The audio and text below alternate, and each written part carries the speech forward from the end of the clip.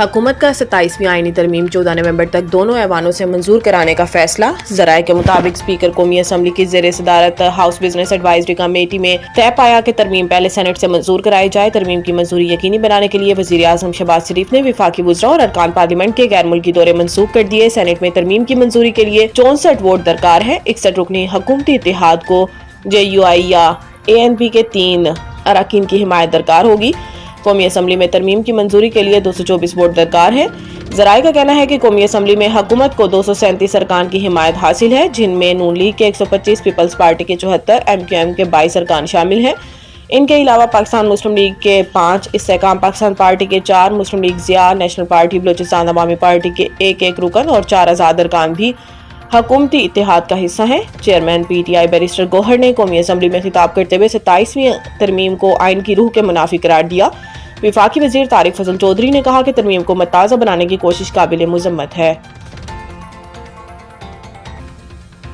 کشمیری مسلمان آج یوم شہداء جموں منا رہے ہیں۔ ڈوگرا فوج نے 6 نومبر 1947 کو جموں، کٹھوا، ادھمپور اور ریاسی کے اضلاع میں ظلم و سفاکیت سے کشمیری مسلمانوں کی نسل کشی کی۔ یہ واقعہ اس وقت کا ہے جب کثیر تعداد میں کشمیری مسلمان پاکستان کی جانب نقل مکانی کرنے کے لیے جمع ہوئے تھے۔ قتل عام سے قبل ڈوگرا فوج کے مسلمان سپاہیوں کو برطرف کیا گیا اور مسلمانوں کی برطرفی کے بعد جموں کینٹ کا کمانڈر ہندو افسر لگا دیا گیا۔ جابرانہ قتل عام میں ڈوگرا فوج کے ساتھ راشٹریہ سیوک سنگھ بھی شامل تھی۔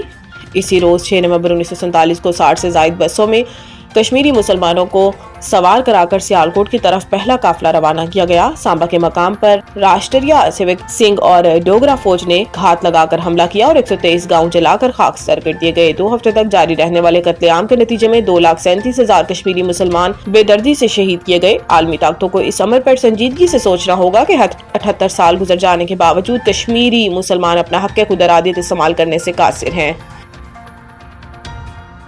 امریکی صدر نے پاک بھارت جنگ میں 8 طیارے گرائے جانے کا دعویٰ کر دیا۔ میامی امریکی صدر ڈونلڈ ٹرمپ نے پاک بھارت جنگ میں 7 کے بجائے 8 طیارے گرنے کا دعویٰ کر دیا۔ میامی میں بزنس فورم سے خطاب میں امریکی صدر ڈونلڈ ٹرمپ نے کہا کہ پاک بھارت جنگ کے دوران میں نے سنا کچھ اخبارات میں آیا کہ 7 یا 8 طیارے گرائے گئے۔ ایک اخبار نے لکھا کہ 7 طیارے گرائے گئے، ایک کو نقصان پہنچا۔ کسی اخبار کا نام نہیں لوں گا، زیادہ تر جھوٹی خبریں دیتے ہیں۔ ٹرمپ نے کہا کہ مگر حقیقت میں پاک بھارت جنگ کے دوران 8 طیارے گرائے گئے۔ امریکی صدر نے ایک بار پھر جنگ رکوانے کا کریڈٹ لیتے ہوئے کہا کہ دونوں ایٹمی ممالک کی جنگ ٹیرف کی مدد سے روکی۔ واضح رہے کہ اس سے قبل امریکی صدر متعدد پلیٹ فارمز پر پاک بھارت جنگ میں 7 طیارے گرائے جانے کا ذکر کر چکے ہیں۔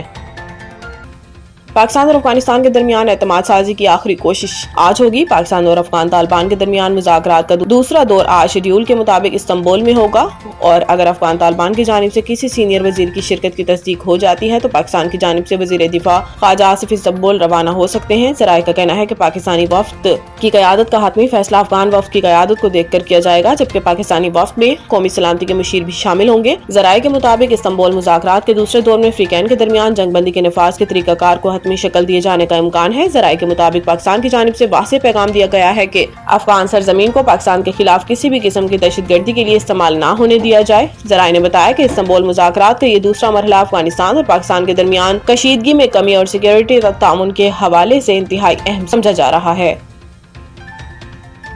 لاہور کا موسم تیور بدلنے لگا، فضا میں خنکی کا احساس بڑھ گیا، اسموگ میں کمی۔ محکمہ موسمیات کے مطابق شہر کا کم سے کم درجہ حرارت 12 جبکہ زیادہ سے زیادہ 26 ڈگری سینٹی گریڈ تک جانے کا امکان ہے۔ اس وقت لاہور کا درجہ حرارت 17 ڈگری سینٹی گریڈ ریکارڈ کیا گیا ہے۔ اعداد و شمار کے مطابق ہوا کی رفتار 8 کلومیٹر فی گھنٹہ ریکارڈ کی گئی، جبکہ شہر میں بادل برسنے کے کوئی امکانات نہیں۔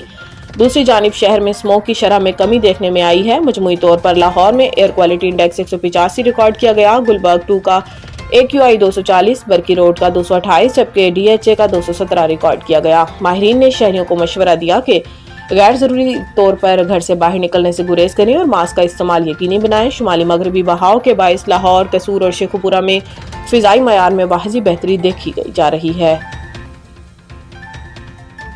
پاکستان کے نوجوانوں میں بہت ٹیلنٹ ہے، سینئر نائب صدر فیفا اسلام آباد میں چیئرمین وزیر اعظم یوتھ پروگرام رانا مشہود کے ہمراہ پریس کانفرنس کرتے ہوئے فیفا کے سینئر نائب صدر شیخ سلمان نے کہا کہ مجھے پاکستان آ کر خوشی ہوئی۔ 2017 کے بعد یہ میرا پہلا دورہ ہے۔ شیخ سلمان نے کہا کہ میں اچھے وقت میں آیا ہوں کیونکہ اب یہاں فٹ بال کی منتخب باڈی موجود ہے۔ انہوں نے مزید کہا کہ اب ہمارے سامنے ایک واضح روڈ میپ ہے، ہم فیفا اور AFC کے تعاون سے اس خوبصورت ملک میں فٹ بال ٹیم کو ترقی دیں گے۔ फीफा के सीनियर नायब सदर ने कहा कि बहुत से लोग इस खेल को करीब से फॉलो करते हैं, हमें इस खेल को ज़्यादा से ज़्यादा फ़रोग़ देना है। शेख सलमान का कहना था कि इंफ्रास्ट्रक्चर इतना अच्छा नहीं, लेकिन और प्रोग्रामों से इसे बेहतर बनाने की कोशिश करेंगे। मुस्तकबिल करीब में आपको तब्दीलियाँ नजर आएंगी।